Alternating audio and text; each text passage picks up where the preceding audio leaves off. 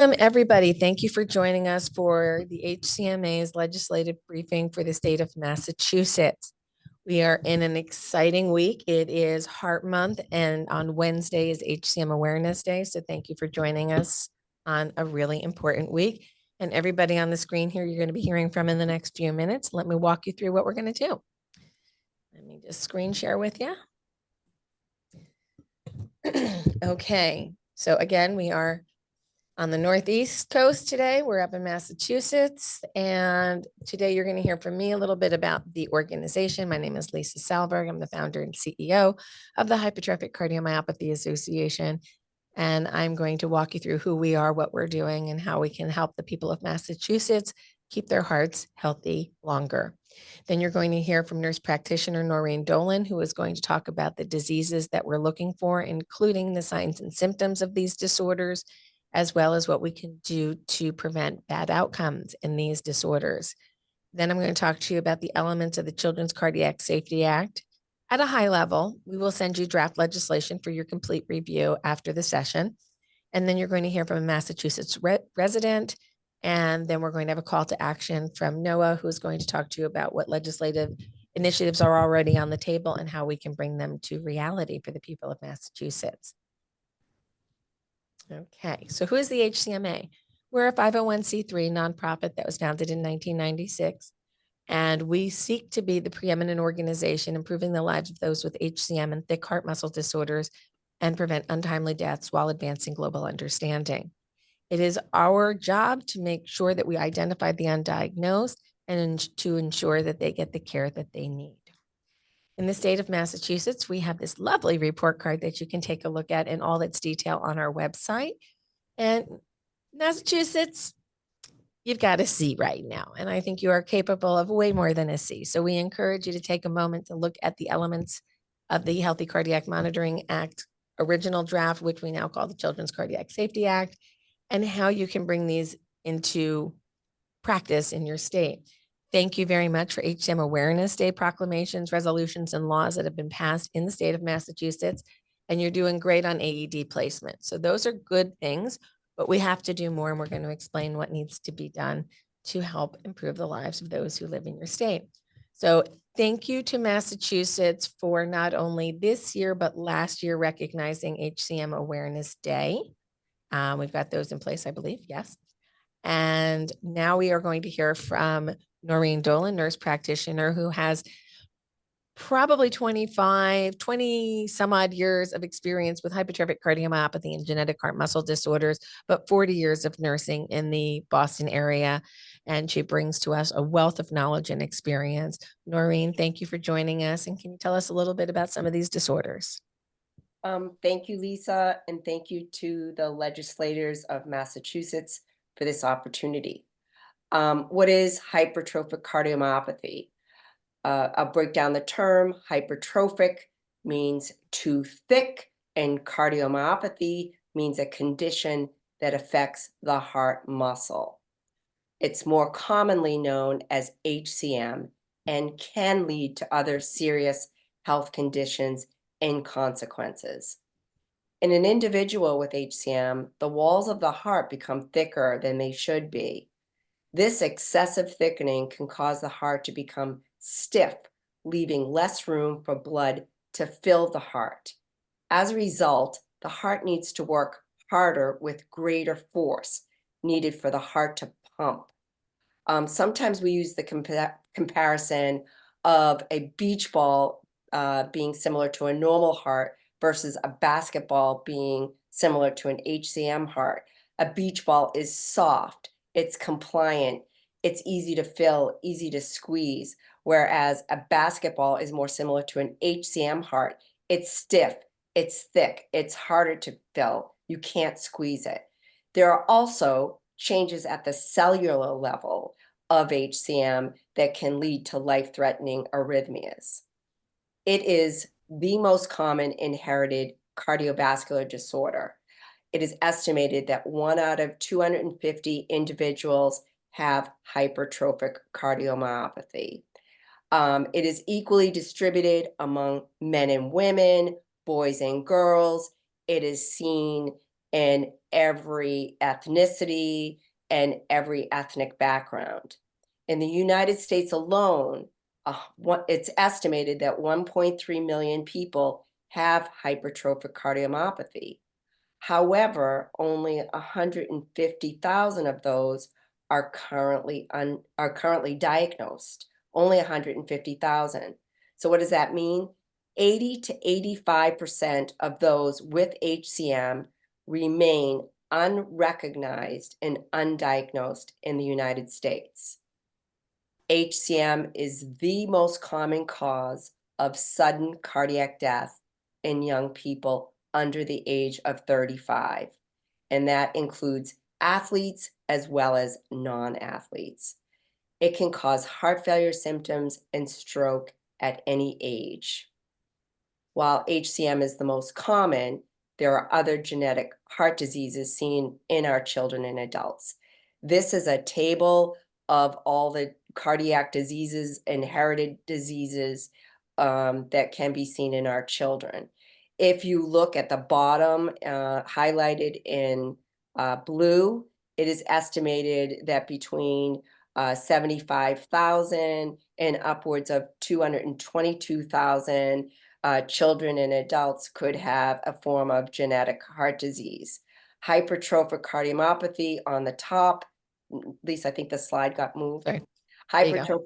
Hypertrophic cardiomyopathy is at the top of the slide, and that is the most common. There is also ARVC, which is a dilated right-sided heart that can cause abnormal arrhythmias.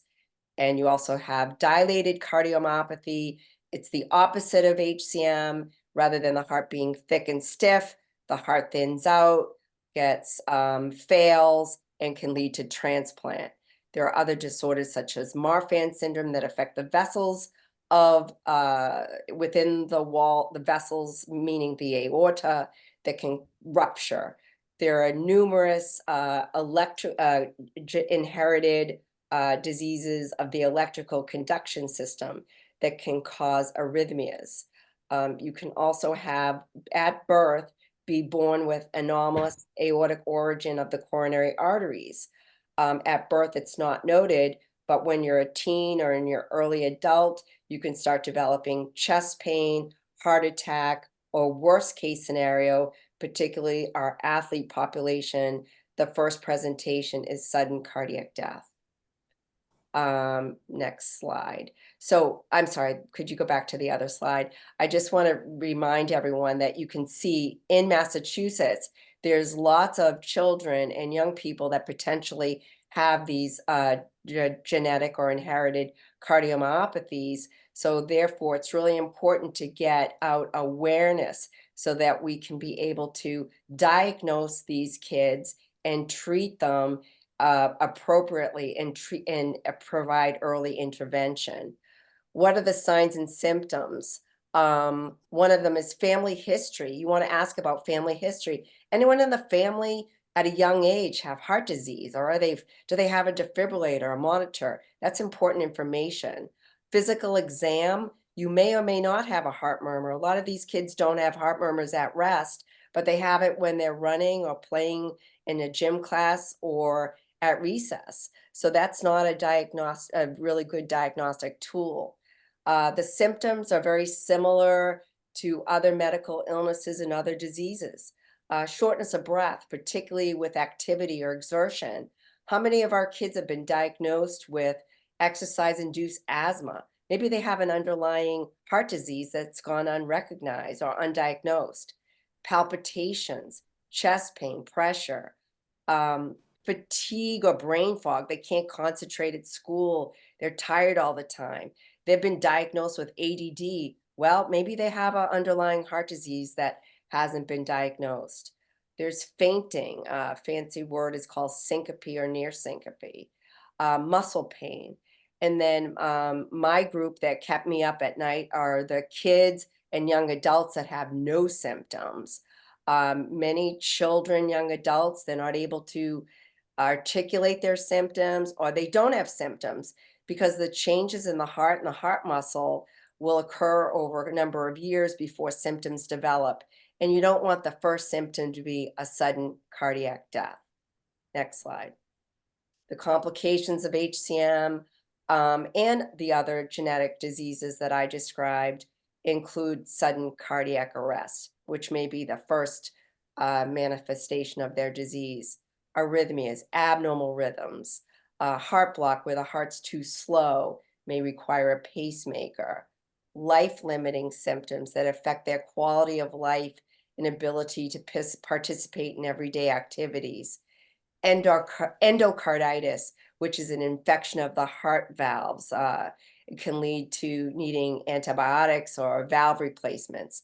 There's progressive heart failure symptoms.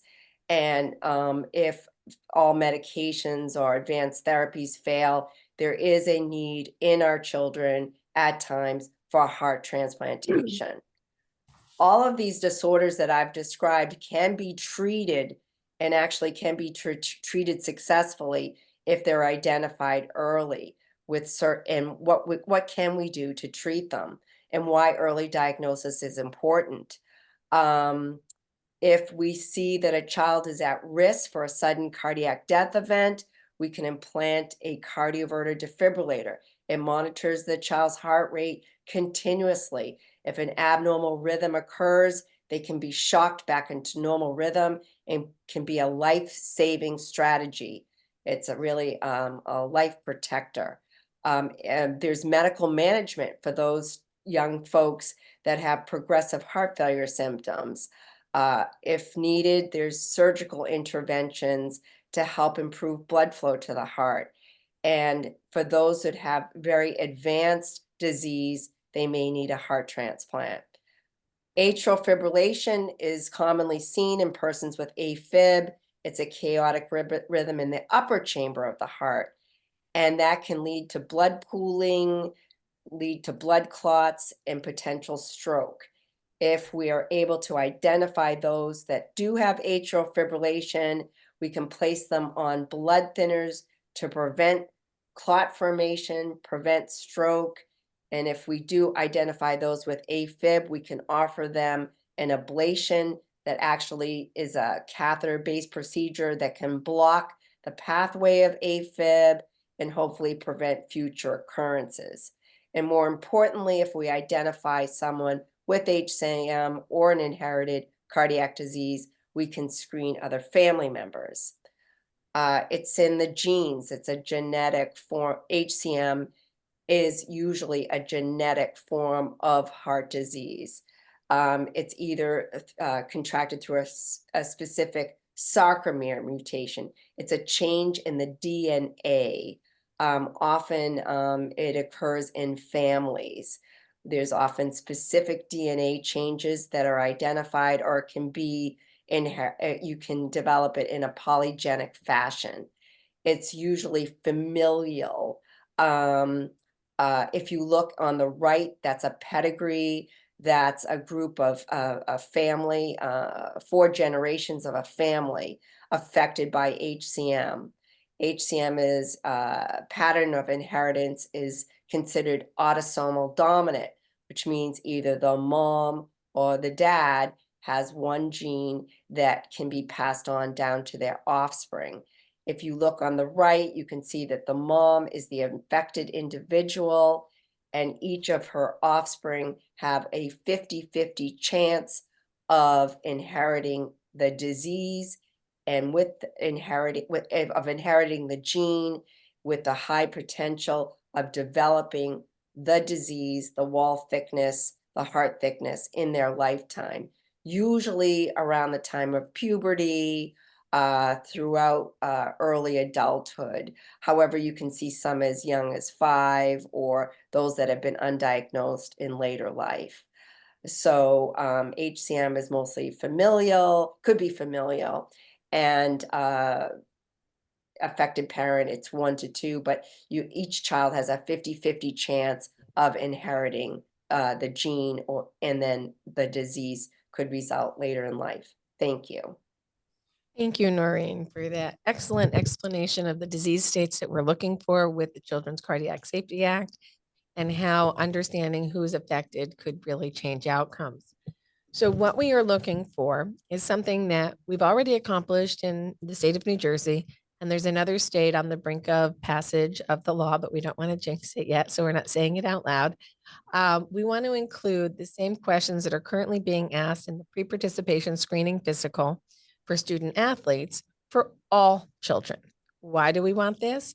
80% of the children who die under the age of 24 from HCM and other cardiac conditions are not athletes. 20% are athletes. So why are we providing surveillance for only 20% of the population?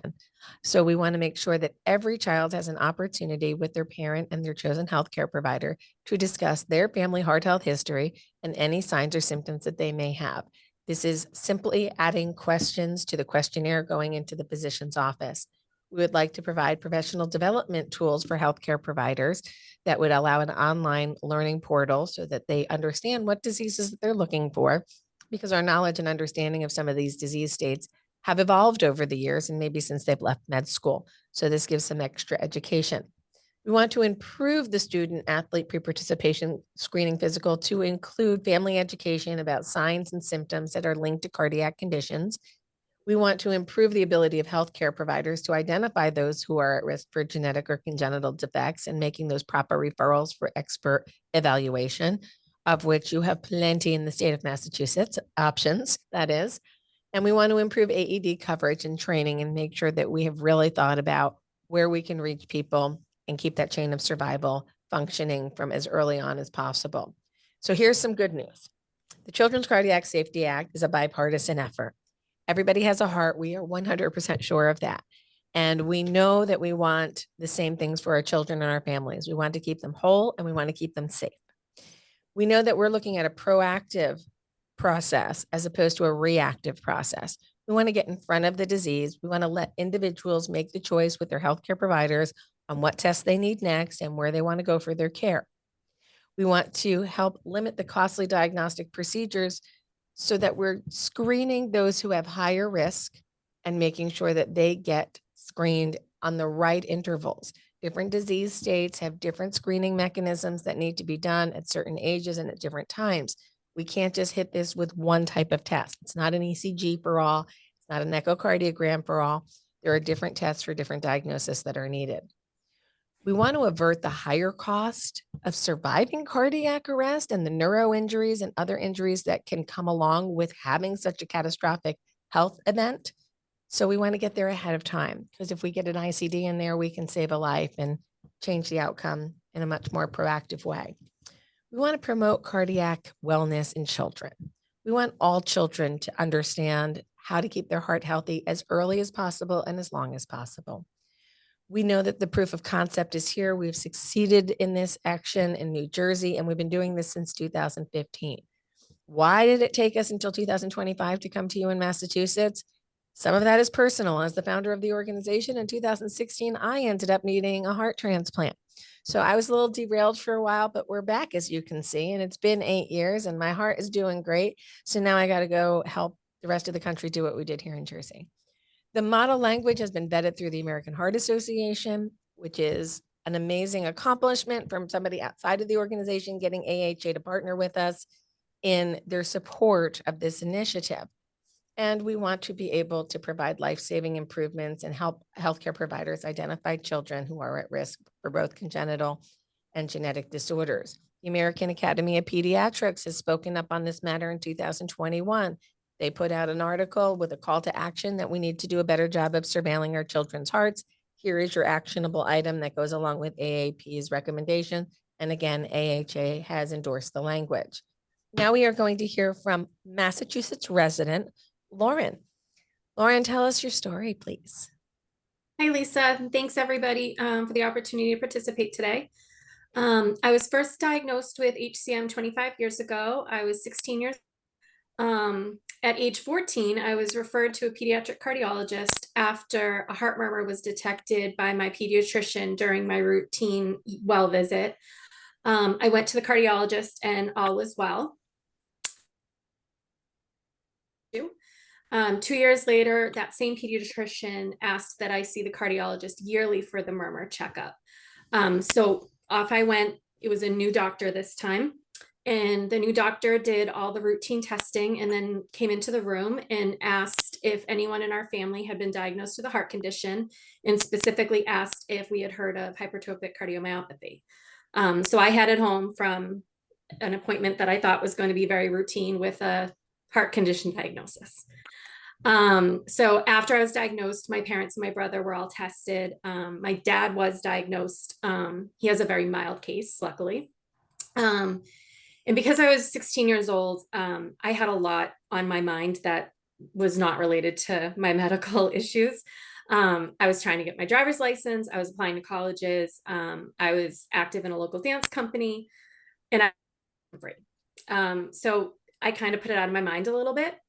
And I started college. I studied political science and hospitality and event management. And then during my yearly visit in 2005, I was 22 years old. My cardiologist suggested that I go see a team of doctors in Boston so that they could evaluate whether or not I needed a defibrillator or an ICD. And I was shocked, no pun intended. I thought I was way too young for that. And I still had no symptoms. So I met with an amazing team of doctors at the Center of Excellence in Boston, and it was decided that the ICD was the best course of action. And 2 months later, I had my first ICD implanted, and for 7 years following, I lived a totally normal life without any symptoms. It turns out that I was lucky we made that decision to get the ICD because it did end up saving my life. The first time my ICD shocked me was 7 years after I received it. One night, just eating ice cream and watching TV with my now husband, I started feeling off and I couldn't pinpoint what was wrong. I started feeling clammy, nauseous, lightheaded. And after a few minutes, I decided to splash some water on my face. I took 3 steps toward the sink and I felt myself start to pass out. My ICD fired once and it shocked me back into sinus rhythm. I took my first ambulance ride and was admitted to the hospital overnight. And it turns out that was my first bout with atrial fibrillation, which had turned into ventricular tachycardia. And given how long I went without symptoms, I became incredibly grateful for the early detection. If I hadn't been diagnosed before symptoms, put on medication before the symptoms, and given an ICD before the symptoms, things would be very different. And over the years following that ICD shock, I had many bouts with AFib, a few rounds of cardioversion, 5 ablations. I had a second ICD placed after a wire malfunction, and many medication changes to manage my HCM. I even had a second ICD shock, and this time it was when I was driving and I was alone, so it wasn't that fun. I suffered PTSD after both of the shocks. After the first shock, my electrophysiologist told me it was totally normal, and after a while it went away. After my second shock, though, even though it's been a few years, I still deal with those lingering effects. Driving alone is a little bit scary for me now. And even though I live a mostly normal life, I've come to accept the precautionary and physical restrictions and attention that HCM demands. And I'm extremely indebted to my pediatrician for detecting that murmur all those years ago. If he had not caught that murmur early, I wouldn't be here today. My story is an example of why early diagnosis is truly essential. And if I hadn't been diagnosed as a child and managed and monitored for all of those years, I may not be here today to share this story. So thank you for letting me share it today. Lauren, thank you. And I literally have chills. Oh. I think about all those device shocks and you know, I'm really glad that And you're I here know with I'm us. one of the lucky ones. I know there are others that have it a little tougher. I have a very dear friend who just had a heart transplant for his HCM, and he had so many shocks I can't even believe it. So I do know that I'm lucky in a sense. Well, we thank you for sharing your story. Now I'm going to take that story and show a different outcome. And actually, for full disclosure, the mom in this story, Amy, will be joining HCMA on our staff coming soon, but came to us first as a family and a volunteer to share her daughter's story. And the story goes like this. This gentleman down here is the nephew of Amy, who's up here in the corner.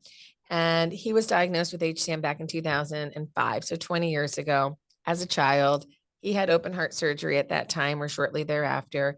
And then 10 years later, his dad ends up going in for heart surgery, and he passes away after the surgery, which turned out to be an HCM related surgery that they thought they were just going in to fix a valve. The aunt develops some atrial fibrillation, gets that managed.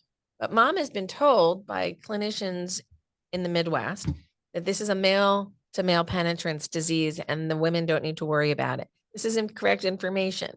Somebody gave misinformation and it changed the course of the family's history. Because by the time they found out that Jillian down here had a murmur, it was a well child examination in February of 22. There were a lot of opportunities before then to get cardiac screening based on the family history, but they didn't know that it was important. So then we get the echo because the murmur was detected. Within a month, we get an echo, EKG, full checkup. We get the information on the clinical. They want to wait for the genetic information because she has a very thick heart. They want to make sure it is the same mutation that runs in the family and not one of the mimicker mutations. They get the information, and on the very day they provide that information to mom, which was April 21st, 2022, Jillian came home from school, got the news from mom, went upstairs to change to go to her part-time job after school, as 16, 17-year-old kids do all over America. But Jillian dropped dead on her bedroom floor that day. And there was no time to get the ICD in. There was no time to prepare. And we lost Jillian that day. And the world lost Jillian that day because she was an artist who was probably going to inspire many others in the world. Unfortunately, we didn't get there and we've lost her. We could have gotten there with a little bit more time, even a month, a week, but imagine a year or two to get that device in place and psychologically have her deal with that moment and do it in a healthy and productive way. We didn't get there. We didn't get there in time. We need to get there in time for the next Jillian. And Noah is going to explain to us how we can do that for the people of the state of Massachusetts. Noah. Well, first, just want to thank Lauren for sharing her story, Noreen for sharing her time talking about HCM. It's been my pleasure to volunteer for HCMA and to work over the legislative interim with the wonderful efforts that they did, put together model legislation that was vetted through stakeholders to be ready for the state legislative sessions in January. I'm the president of Model Solutions. I've had the pleasure of working with state legislators across the 50 states for the past 23 years, kind of doing just that, sharing model solutions and best practices, of which this is obviously one. So we look for kind of a lot of unanimous votes in the different legislation out there that might be just good policy. And certainly this is that. So in Massachusetts, very blessed to have Representative Jay Livingston, who's introduced HD 1738, which is the model legislation. Also I wanted to let everyone know that the reason I'm here is because I lost a colleague to HCM, and that's how I heard about HCMA in the first place. And so, yeah, it affects a lot of people. And what we're really talking about is students and children. And can we, in a well child visit, identify the history during that well child visit by just asking a couple more questions, and hopefully saving Jillian's and folks like that in Massachusetts along the way. What we'd like to ask for today is your support for HD 1738. And if you're someone who's a supporter, reaching out and expressing to that office that you appreciate them introducing that legislation. If you're a representative having to join today's call, we'd love your support to help advance that legislation. If you're a senator, perhaps introducing a companion Senate bill on the Senate side. But it's a pleasure to work with all of you. Like I said, I've been volunteering my time, happy to do anything that we need. And I know that's certainly echoed by the fantastic work that Julie does and Lisa at HCMA to coordinate supporters and prepare for committee hearings and to support that legislation. In Virginia, that legislation passed unanimously this year, 40-0 in the Senate. And we'd like to see a similar opportunity to vote on HD 1738 in Massachusetts. Noah, thank you so much. And thanks for all that you do. I know, like many, you were brought to us through tragedy, the loss of somebody that meant something to you. And I don't want that to go unnoticed, that once you learn that there's something that we can do to improve the lives of those with these diseases, it's kind of easy to want to get involved. And we thank you for sharing our passion. If you'd like to set an appointment with Julie Russo, our legislative lead here at the HCMA, you can use this QR code and set an appointment, and she will be more than happy to jump on a call with you, walk you through the legislation. If you have any questions, you need any materials, we've got it. So you can scan that and set an appointment with Julie. And at this point, we will open to questions, but as you are using the Q&A box in the webinar software, I just want to bring myself over to the thank you screen. I do a lot of, every time I give a presentation, there's always time to give thanks. And this is to our board of directors who've given us good governance, to our staff members and our contractors who help us do this work every day. Our volunteer opportunities, which are discussion groups, webinars, in-person groups, meetings, our volunteers are everywhere, and our partner organizations help us make things happen. Our sponsors help with the finances, and my donor's name was Brandy, and without a donor, I would not be here with you all today. So if you've not had any consideration of becoming an organ donor, I encourage you to talk to your family about your wishes. Although that's not what we're here to talk about today, but I at least have to mention it. All right, I'm going to stop our screen share and go to questions. If we have any, not seeing any yet, but any wrap up thoughts that anybody has about what we're doing here today? We have had some wins in some committee meetings, and we're looking for some additional wins coming down the pike soon. We'd like to get Massachusetts right behind these other states that are moving right now. This is a logical, sustainable, science-based approach to a very complicated problem. So we hope that you consider supporting the initiative, getting in touch with us if we can help you understand any aspect of this legislative ask. And I will end it there. I don't see any questions at this point. So we did a really good job explaining everything. Noreen, Julie, Noah, Lauren, thank you for spending some time with us. Thank you for sharing your talents and your life stories. And we hope to hear from lots of members from the state of Massachusetts, and remind you that Wednesday is HCM Awareness Day, which is always the fourth Wednesday of February. And we'll be having a live session at the HCMA 5:30 to 8:30. You can follow us online. You can join us. There's also going to be a special segment for some people earlier in the day because we've got too much content for a session. So come join us on HCM Awareness Day. If you happen to be in person in New Jersey, you're welcome to come out to the offices as well. Thank you all for joining us, and have a wonderful day.